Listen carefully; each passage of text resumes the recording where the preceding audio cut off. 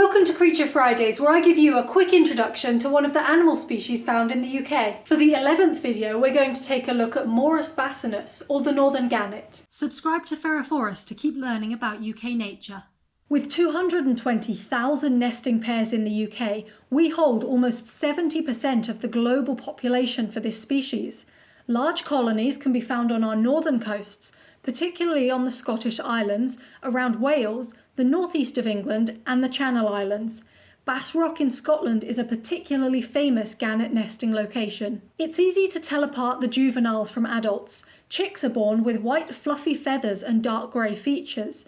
They fledge out into greyish-brown feathers with white spots when they take their first flight. At around 2 years old, they will gradually start to change colours, acquiring more white feathers. By the time they mature into adults at 5 years old, they have completely changed colours.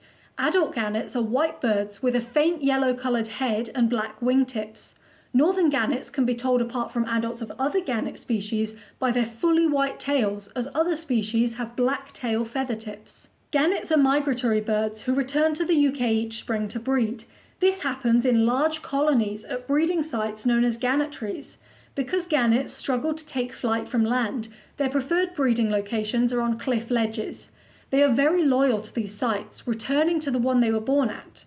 Mature adults will arrive early to these sites to establish and defend a breeding territory, with juvenile birds arriving slightly later and sticking to the edge of the colony. The northern gannet mates for life, separating from their mate during migration, but reuniting with them each year at the breeding site.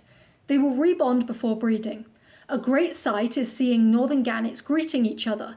They will stand chest to chest, spread their wings out wide, and lift their heads straight up to the sky to sound out loud calls. Males will usually be the ones to collect nesting materials, building up a nest out of seaweed, other plants, and various bits of debris collected from the sea. At the end of April, the female will lay a single egg, initially with a pale blue shell but fading to chalky white over time. For the next 6 weeks, the parents will share incubation duties, keeping the egg warm until it hatches. In early June, the egg will hatch out into a chick. Adult gannets will kill unattended chicks, so these chicks are rarely left alone by their parents, instead being covered protectively by their webbed feet. By late August and into September, the chick will fledge, taking its first flight away from the nest. Chicks need to launch themselves off the cliff to take flight, and having no practice beforehand means they are reliant on good weather for their survival. They will then stay at sea for the next year or two, learning to both fish and fly until they are good enough at flight to return to the cliff ledges. After breeding, usually around October time, the northern gannet will start its migration. Migration routes and destinations are heavily dependent on where the birds started from and also their age. All the birds can travel upwards of 1,000 kilometres, but juveniles tend to travel much further than the mature adults. This distance will gradually get less each year until they reach around 4 or 5 years old and mature into breeding adults, and then their migration distance will be lower than when they were juveniles.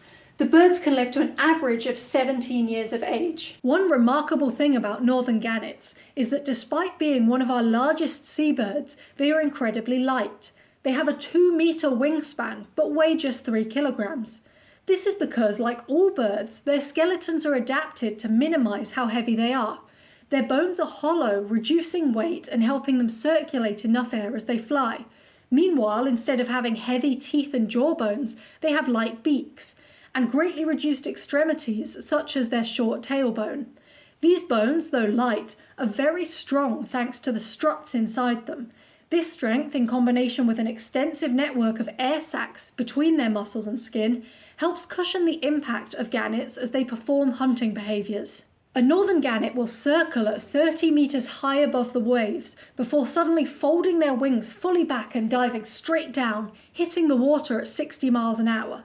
This dive can take them over 20 metres deep beneath the waves. You may be able to spot gannets flying with fast, uniform wing beats that are interspersed with short glides. They will follow boats as they fly, on the lookout for marine food like sardines and squid.